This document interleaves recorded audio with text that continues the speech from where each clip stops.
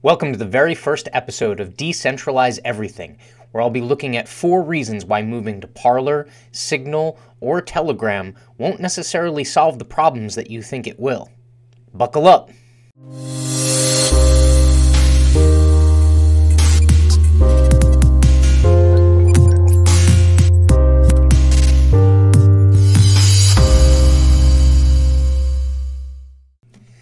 In light of the storming of the Capitol building on January 6, 2021, and the actions taken by big technology companies the week thereafter against various members that were on their platform, as well as specific companies like Parler, a number of folks have decided to switch to encrypted communication platforms like Parler, Signal, and Telegram. The 2 biggest reasons why is 1, encryption to make sure that others are not able to intercept their information, and 2 is data privacy and censorship from the standpoint of who is allowed to say what they're able to post and where they're able to post it. I've identified 4 reasons why folks making the shift to these new platforms are probably going to be disappointed because they won't achieve the 2 things that they're looking to get out of them. Reason number 1, those apps are still centralized. Each one of them, believe it or not, is still owned and operated by a company and or individual and or nonprofit, which means there is still a centralized point of censorship, filtering content, and setting certain privacy and usage agreement requirements. That central control mechanism directly works against those 2 main issues that folks moving are trying to address: censorship and data privacy. Centralized control of these platforms, even if they are alternatives to big tech companies, will inherently result in certain users being disgruntled with choices about censored content or even how their data is used or encrypted. Ultimately, their data will be not very much more secure than on these other public and standard platforms. In addition, censorship decisions will be able to be made by a central authority figure, not by the community at large. There is even a hierarchy of security amongst these new alternatives. Edward Snowden recently tweeted, "The consensus of the InfoSec community is that Telegram is significantly less secure than Signal app. Signal is an independent nonprofit with a $50 million endowment. They can't be meaningfully influenced by money for a very long time. Telegram is a standard private company." Keep in mind that even with that nonprofit setup that Signal has, they are still subject to government regulation as well as government oversight. Reason number 2, all of these platforms are still subject to government regulation. The government will not simply leave these platforms alone. In fact, if you look at what happened to Parler as an example to the rest of the alternatives, the government more than likely had a hand in Amazon, Apple, Google, and Twitter taking censorship actions against their own users as well as specific competitors such as Parler. Ultimately, the government, if it decides that it needs to enact new regulations to censor speech on these new alternative platforms, they will be able to do it. You will still be subjected to government regulations that can censor your speech and or government actions that can strong-arm those providers of those platforms to do so.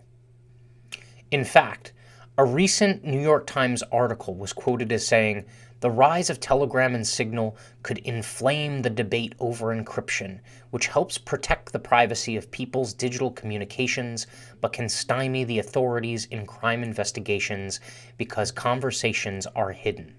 Any move to the apps by far-right groups in particular has worried U.S. authorities, some of whom are trying to track the planning for what may become violent rallies on or ahead of the inauguration of President-elect Joseph R. Biden Jr. next week." And it sums up by saying, "In the 4 hours after Parler went offline on Monday, one Proud Boys group on Telegram gained over 4,000 new followers. Don't trust big tech, read a message on the Proud Boys group on Parler. We will need to find safer spaces. The federal government will follow you. Reason number 3, collusion.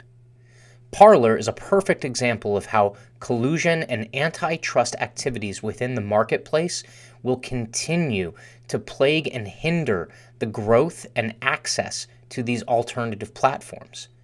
Large conglomerates and tech companies like Amazon, Apple, and Google will continue to put pressure on these smaller competitors and stop them from being able to take market share, which essentially means that the users of those platforms will be negatively affected. Reason number 4, spammers and trolls.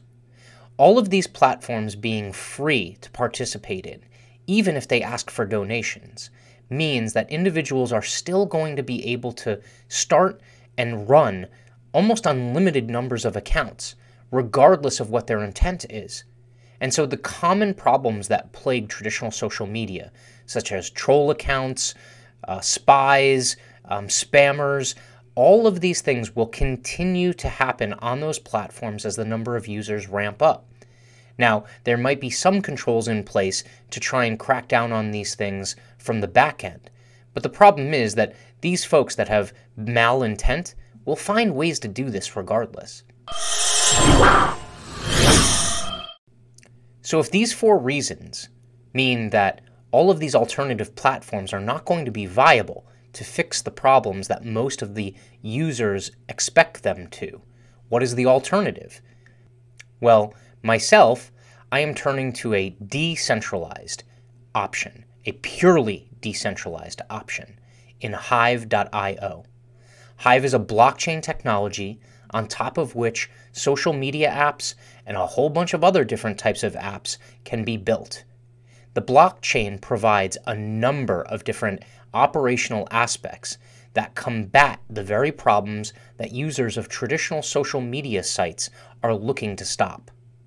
Blockchain offers some of the most encrypted and secure data transmission and communication services in the marketplace. The blockchain is a distributed network, meaning that information and data is shared across tons of different nodes, which means it is almost impossible to hack. It also includes high-level encryption, so none of those nodes know specific identifying information about the individual sharing data or sharing commerce and activity. Another aspect of blockchain networks and the apps that are built on them is the usage of cryptocurrency. Cryptocurrency can be used for a number of different things, but on the social media platforms it's used for 2 purposes, one of which is a way of rewarding folks that contribute to the content that is on those platforms, as well as individuals that engage in that content. The other aspect of cryptocurrency on social media platforms on the blockchain is that it offers the ability to filter out individuals that have bad intent, meaning it makes it financially not viable for folks to create endless numbers of accounts and troll or spam on those networks. Finally, folks with high authority on the network that have a proven track record of being a positive contributor can downvote or upvote content put onto the blockchain. This means that you are getting community-curated content, not content that comes from on high or a centralized algorithm that specifically feeds you content in order for you to remain engaged and essentially a zombie and trapped on their platform. This decentralized setup allows for individuals with high authority to also filter out bad content that has malintent. Now, mind you, not against First Amendment rights, but simply content that does not fit the guidelines that you or I would want it to fit, such as illegal activity. Outside of that, the amount of censorship that happens is almost nil.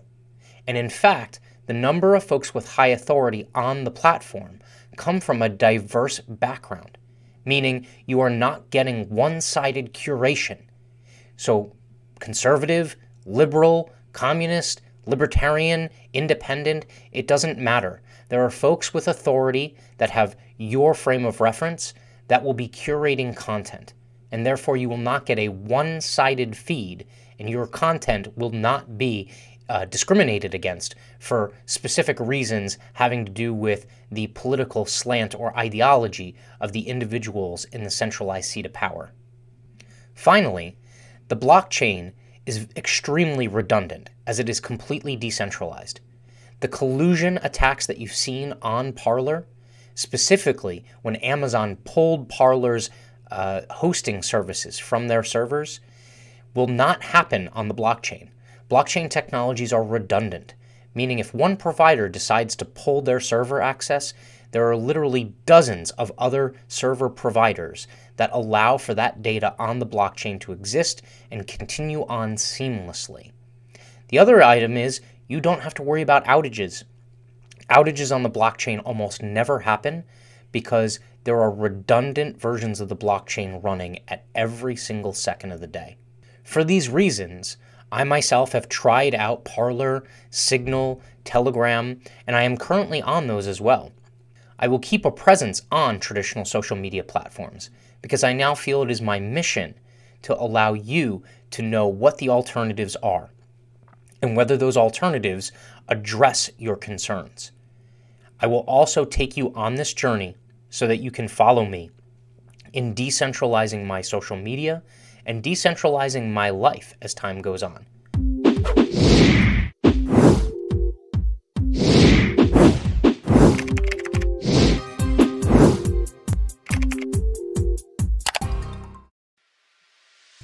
Thank you for watching this episode of Decentralize Everything.